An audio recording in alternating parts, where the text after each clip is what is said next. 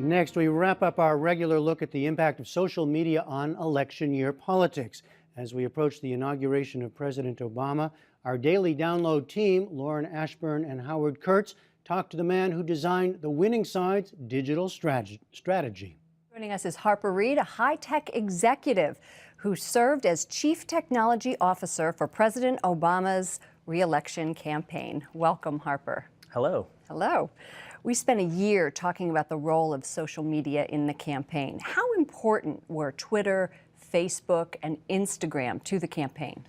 Well, it's really interesting to look at 2008 versus 2012, because in 2008, a lot of these things were just starting. They were new toys. They were new toys. People weren't using them. And how I like to say it is, like, my mom wasn't using them. And as more people use these, as more people, America starts using these, they're incredibly important, as you can imagine. And are they important because when you get friends, followers on Facebook or Twitter or Tumblr, amplifying the campaign's message, is that better than hearing it from a politician? I think it's more genuine. Like, if I share to you and we're friends on Facebook, then you kind of listen to what I'm saying a little bit more than if someone who's very far away shares to you. And I mean, we see that. I think it's the same thing as it always has been, which is it's much easier for me to hand you a pamphlet, or it's much easier for me to send you a postcard than it is for a giant organization. Now we're just able to have it be like reshared or retweeted or followed. At the speed of light, of yes, course. Right. Can that kind of online communication work once the dramatic narrative of the campaign is over? Can you use it to build interest around other things? Like the inauguration that's coming up. I think so. I think it's happening. We're seeing a lot of people talking about this. We're seeing a lot of graphics shared. I know there were some really cool fiscal cliff graphics that were shared, as well as just infographics about all sorts of interesting things. Okay, you can say cool and fiscal cliff in the same sentence. This may be the first time that anyone's ever said those two things together, but when you're talking about infographics, some of those are very attractive. They really are compelling. Right, but the fiscal cliff, for example, is complicated, whereas a presidential campaign ultimately is a binary choice. Either Mitt Romney or Barack Obama was going to win that election. And that perhaps makes it easier to reach out through social media? Well, I have to say that I don't think I can answer any questions on the fiscal cliff, but we won't ask any. Definitely, it's definitely easier when you have such a binary choice. And I think we'll see many organizations following that.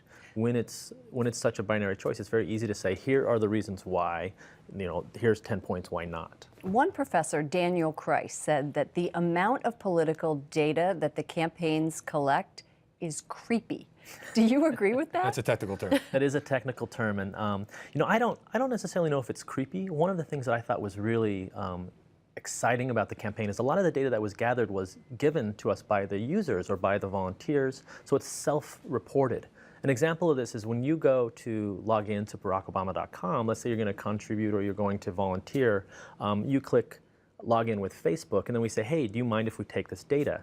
And then you say yes. And then once we get that data, we're getting the data from the people who are giving it to us. But then you and other campaigns do this, and the Romney campaign did this. You know so much about the people who they like, who their friends are, that you can serve up ads targeted for them. And that does start to feel a little uncomfortable for the consumer. I think it can. But the example I like to use is when we basically built what amounted to an ad tech company, but instead of targeting ads on the internet, of course we did that, we really maximize the targeting that's physical to make sure that when you go knock on a door, you're knocking on the right door.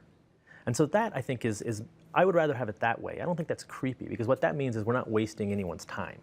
An online petition from Star Wars fans to the White House to begin building a Death Star brought a very tongue-in-cheek response from the White House, which said, quote, the administration does not support blowing up planets. I think that's fair.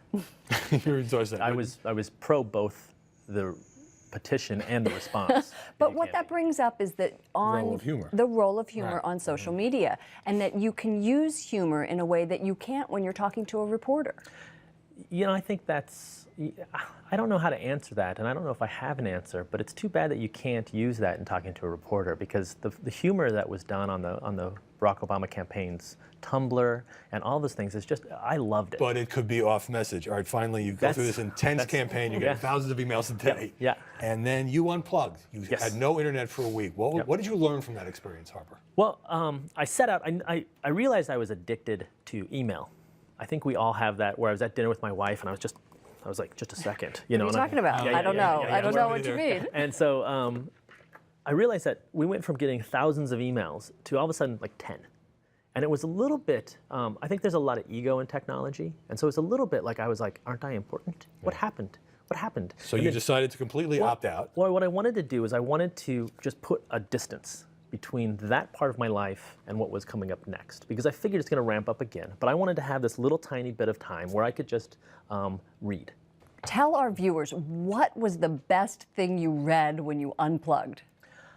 I read this book called Stalingrad, 1941 to 1943, and as you can imagine, it was not really a very happy story, but it was an amazing story to read about just the strife and how long it lasted. It was not, let's say, relaxing. Not like reading a Twitter post in 140 characters. No, but I don't have any opportunity to read like a 1,000-page book. And you probably Russian won't history. again. No. Well, I hope. Thank you for joining us, Harper Reed. Thank you.